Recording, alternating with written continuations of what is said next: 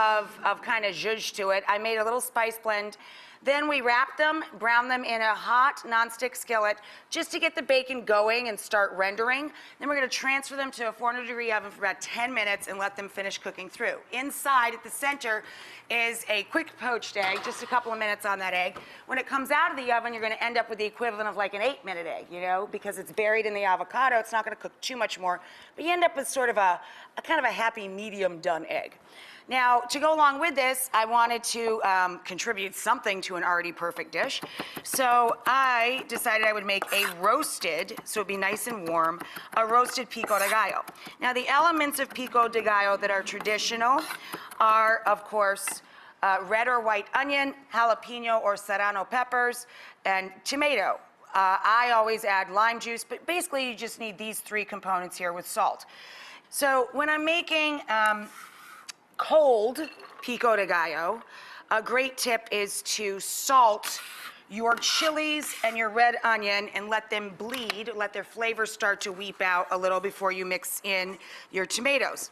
Then we're going to take our reamer and juice our limes into our salsa bowl. Limes and lemons have a season just like anything else, so you'll get them extra juicy sometimes. They're available, of course, year-round, but sometimes you'll be squeezing the lime or the lemon and just nothing comes out. You get a couple teaspoons of juice. If your citrus is underripe, throw it in the microwave on high for 10 to 15 seconds, and it'll get the juices flowing and quick ripen the fruit for you. Then we're going to add a little bit of cayenne pepper sauce, a different sort of chili flavor, and you're also adding the brightness of the vinegar. All this is cayenne pepper and vinegar, basically. So we're gonna throw that in, and you get different layers of flavor when it comes to your chili and your heat. Then a little handful of cilantro, or cilantro and mint, or flat leaf parsley. Remember, we already have crushed garlic with our roast tomatoes and lots of fresh thyme. Yum. And then we're just going to mash this up with a potato masher gently to combine. Now, these guys are ready to go. I also made a roasted burst tomato Pico de Gallo, and I'm gonna put a pile of that on the plate to eat along with the avocado. I know, I'm literally drooling.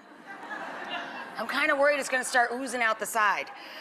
And then I think a really fun garnish is just a drizzle of Mexican crema down over the top of the whole thing. I know, it should be illegal.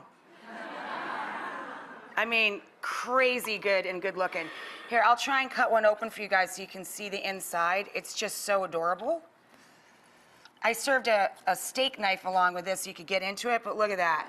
Oh!